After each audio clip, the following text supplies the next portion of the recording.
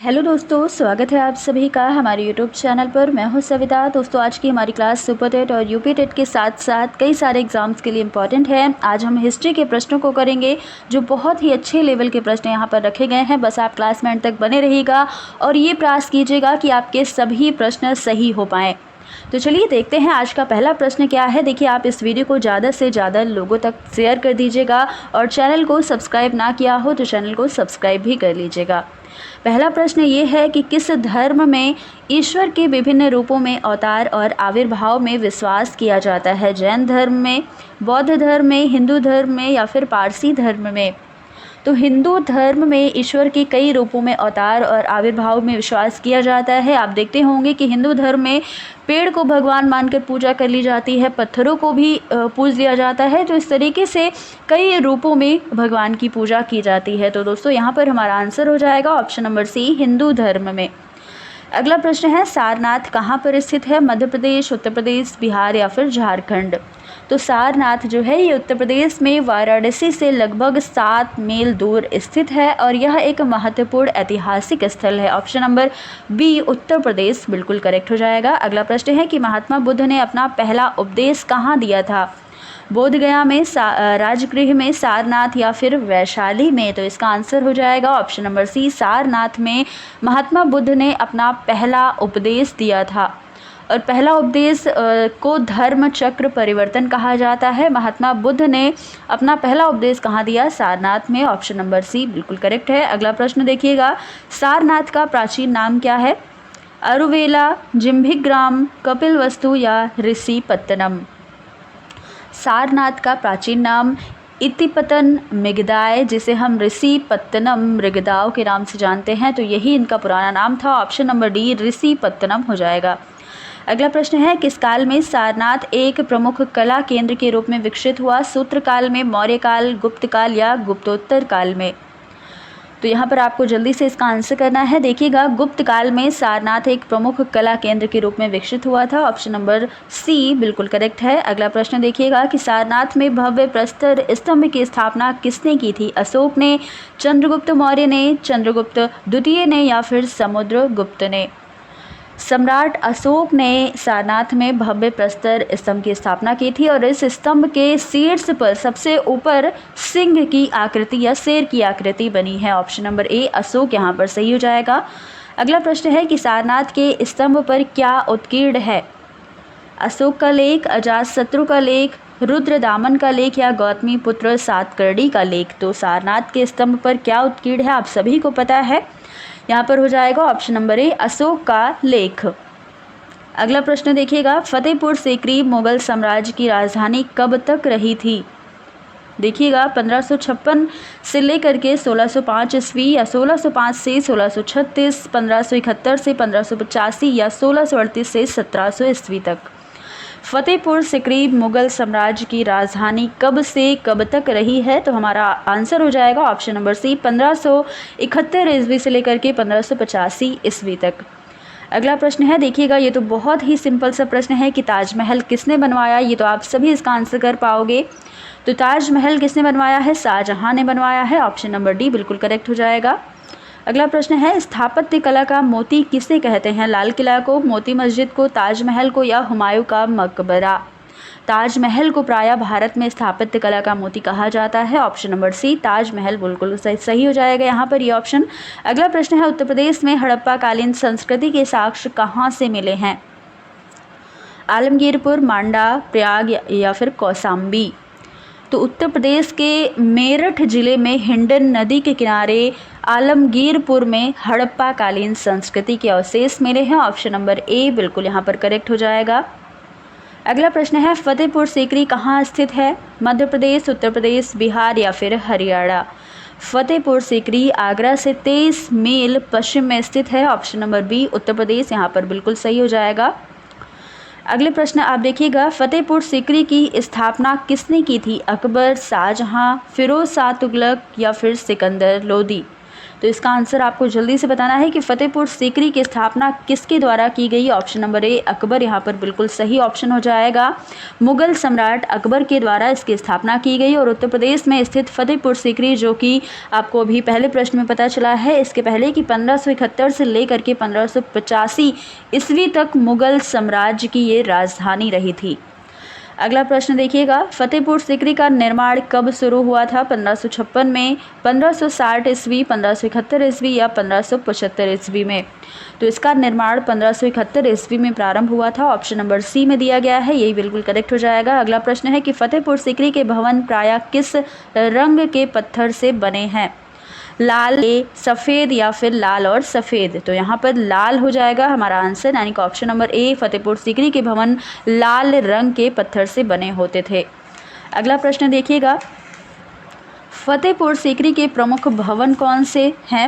मोती मस्जिद है, अटाला मस्जिद है, जामा मस्जिद है या अकबर का मकबरा है। तो यहाँ पर हमारा आपको बता दें कि जामा मस्जिद जो है, ऑप्शन नंबर सी, यही हमारा सही आंसर हो जाएगा। ये फतेहपुर सीकरी का प्रमुख भवन में एक है। और कौन कौन से हैं, तो सलीम चिश्ती का मकबरा, जामा मस्जिद, बुलंद दरवाज़ा, जोधाबाई का महल, दीवान खास, बीरबल महल और इबादत खाना, ये सारे विशेष भवन हैं फतेहपुर सीकरी के।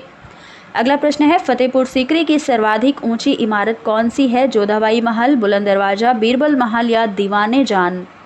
फतेहपुर सीकरी की सबसे ऊंची इमारत जो है वो बुलंद दरवाज़ा है। ऑप्शन नंबर बी बिल्कुल करेक्ट होगा। अगला प्रश्न देखिएगा, महात्मा बुद्ध का महापरिनिर्वाण कहाँ हुआ था। कुशीनगर में, राजगृह में, वैशाली में या सारनाथ में। महात्मा बुद्ध का परिनिर्वाण जो है वो कुशीनगर में हुआ था। ऑप्शन नंबर ए सही हो जाएगा। मल्लों की राजधानी पावा में चुंद नामक लोहार ने बुद्ध को शक्कर मद्धो खाने को दिया था, जिससे इन्हें रक्त अतिसार हो गया था। इसी की वजह से इनका महापरिनिर्वाण यानी कि मृत्यु हो गई थी। तो यहाँ पर आपको बिल्कुल सही आंसर जो है वो ऑप्शन नंबर ए में दिया गया है, कुशीनगर। अगला प्रश्न है, किस शिलालेख से यह ज्ञात होता है कि अशोक ने बोध गया की यात्रा की। तीसरे, पाँचवें, छठे या फिर आठवें। तो इसका आंसर करिएगा। देखिए, अशोक के 8वें शिलालेख से यह हमें पता चलता है कि सम्राट ने बोध गया की यात्रा भी की थी। ऑप्शन नंबर डी सही हो जाएगा, 8वें शिलालेख। अगला प्रश्न है, कुशीनगर का तादाम्य किस स्थान से स्थापित किया जाता है। कुंडा, कसौला, कसिया या मृगदाव। उत्तर प्रदेश के कुशीनगर जिले में स्थित कसिया का तादाम्य प्राचीन कुशीनगर से किया जाता है। तो ऑप्शन नंबर सी हमारा कसिया बिल्कुल सही हो जाएगा। अगला प्रश्न देखिएगा कि 6ठी शताब्दी ईसा पूर्व में कुशीनगर किस जनपद की राजधानी थी। तो यहाँ पर हमारा आंसर क्या होगा, मल्ल हो जाएगा। ऑप्शन नंबर ए सही है और ये सारे ऑप्शन जो हैं ये गलत हो जाएंगे। अगला प्रश्न है कि सारनाथ में कला के प्राचीनतम साक्ष्य किस काल से मिलते हैं। गुप्त काल, गुप्तोत्तर काल, मौर्य काल या मौर्योत्तर काल। तो इसका आंसर आपको करना है। देखिए, सारनाथ में कला के प्राचीनतम साक्ष्य जो है वो मौर्य काल से प्राप्त होते हैं। ऑप्शन नंबर सी बिल्कुल सही हो जाएगा, मौर्य काल। अगला प्रश्न है, मंदिर निर्माण की कला का विकास किस काल में हुआ। वैदिक काल में, मौर्य काल में, गुप्त काल या पूर्व मध्य काल। मंदिर निर्माण की कला का विकास जो है वो गुप्त काल में स्टार्ट हुआ, जिसके उदाहरण कौन कौन से हैं। तो देवगढ़ का मंदिर है जो झांसी में स्थित है, और भीतरी गांव का मंदिर जो कानपुर में स्थित है। तो इसलिए ऑप्शन नंबर सी सही हो जाएगा, गुप्त काल। आगे देखिएगा, अटाला मस्जिद कहाँ है। दिल्ली में है, कानपुर में, मालवा में या जौनपुर में। तो अटाला मस्जिद जो है वो जौनपुर में स्थित है। उत्तर प्रदेश के जौनपुर में अटाला मस्जिद को सरकी राजवंश के इब्राहिम शाह ने 1408 ईस्वी में बनवाया था।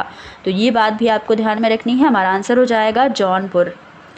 अगला प्रश्न है, उत्तर प्रदेश में कुंभ मेला कहाँ आयोजित किया जाता है। वाराणसी में, प्रयाग में, कानपुर में या लखनऊ में। तो इसका आंसर आप सभी को पता है कि उत्तर प्रदेश में कुंभ मेला प्रति 12वें वर्ष गंगा, यमुना और सरस्वती के संगम स्थल प्रयागराज में आयोजित किया जाता है, और यह हरिद्वार, प्रयाग, उज्जैन और नासिक में भी कुंभ मेला लगता है। तो यहाँ पर हमारा ऑप्शन नंबर बी प्रयाग बिल्कुल सही हो जाएगा। आगे देखिएगा, बटेश्वर मेला कहाँ आयोजित होता है। आगरा में, मेरठ में, कानपुर में या फिर सहारनपुर में। तो बटेश्वर मेला जो है ये एक पशु मेला है जो कि आगरा का प्रसिद्ध ऊंट मेला होता है। तो ऑप्शन नंबर ए सही हो जाएगा, ये आगरा में आयोजित होता है। आगे देखिएगा, नौचंदी मेला कहाँ लगता है। कानपुर में, लखनऊ में, मेरठ में या वाराणसी में। नौचंदी मेला मेरठ में लगता है। यह मेला हिंदू मुस्लिम एकता का प्रतीक भी माना जाता है। यहाँ हजरत वाले मियाँ का दरगाह और नौचंदी देवी का मंदिर एक दूसरे के पास ही है, इसलिए हम इसे हिंदू मुस्लिम का प्रतीक मानते हैं, जो मेरठ में आयोजित किया जाता है। ऑप्शन नंबर सी बिल्कुल करेक्ट हो जाएगा। आगे देखिएगा, देवस शरीफ मेला कहाँ आयोजित होता है? मेरठ में, कानपुर में, रायबरेली या फिर बाराबंकी में? तो देवस शरीफ मेला जो है ये कौमी एकता के प्रतीक राजी वारिस अली शाह की दरगाह है और यह बाराबंकी में कार्तिक मास में आयोजित होता है। ऑप्शन नंबर डी बाराबंकी बिल्कुल सही हो जाएगा। अगला प्रश्न है कि देवी पाटन मेला किस जिले से संबंधित है? अम्बेडकर नगर, बलरामपुर, सीतापुर या कौशाम्बी? देवी पाटन मेला बलरामपुर में आयोजित होता है और यहाँ शक्तिपीठ माँ पाटेश्वरी जी का मंदिर है। तो आपको याद रखना है ये बलरामपुर ज़िले में है, तो ऑप्शन नंबर बी सही हो जाएगा। अगला प्रश्न है, शेख सलीम चिश्ती के दरगाह कहाँ है? दिल्ली में, भोपाल में, ग्वालियर या फतेहपुर सीकरी में? तो आप सभी को पता होगा कि शेख सलीम चिश्ती के दरगाह फतेहपुर सीकरी आगरा में स्थित है और इस दरगाह का निर्माण किसने करवाया था? तो अकबर ने इसका निर्माण करवाया था। ऑप्शन नंबर डी सही हो जाएगा, फकरी। अगला प्रश्न है कि ऋषभ देव की तपस्थली उत्तर प्रदेश में कहाँ पर है? वाराणसी में, प्रयागराज, इलाहाबाद या कौशाम्बी या फिर आगरा में?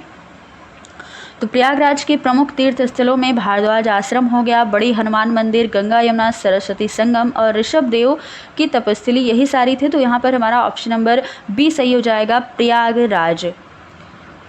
अगला प्रश्न देखिएगा, 5 जैन तीर्थंकरों के मंदिर उत्तर प्रदेश में कहाँ हैं?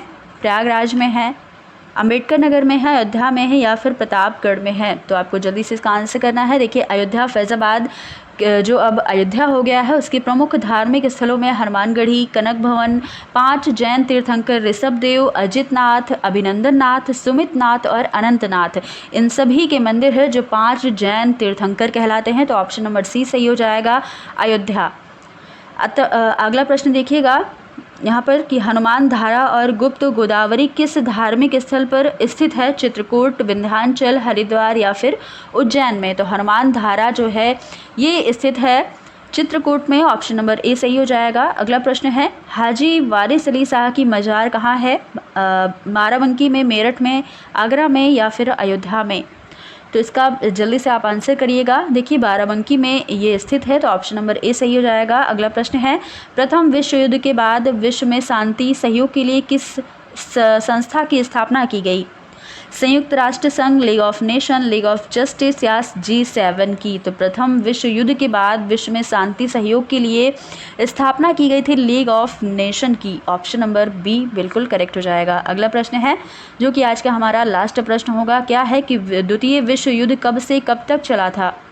1936 से 1940 तक, 1936 से 42 तक, 1938 से 1945 या 1939 से 1945 तक? तो यहाँ पर हमारा आंसर हो जाएगा ऑप्शन नंबर डी, 1939 से 1945 ईस्वी तक ये द्वितीय विश्व युद्ध चला था। तो दोस्तों, आज हमने कई सारे हिस्ट्री के प्रश्नों को किया है, जो बहुत ही अच्छे प्रश्न यहाँ पर रखे गए थे। आप बताइएगा कि आपको ये सारे प्रश्न कैसे लगे, कितने प्रश्नों को आपने सही किया है, कितने प्रश्न आपके गलत हुए हैं। तो दोस्तों, ये थी आज की हमारी क्लास, जिसमें हमने कई सारे प्रश्न किए हैं। फिर मिलेंगे अगली क्लास में कुछ नए टॉपिक के साथ, कुछ नए प्रश्नों के साथ। धन्यवाद।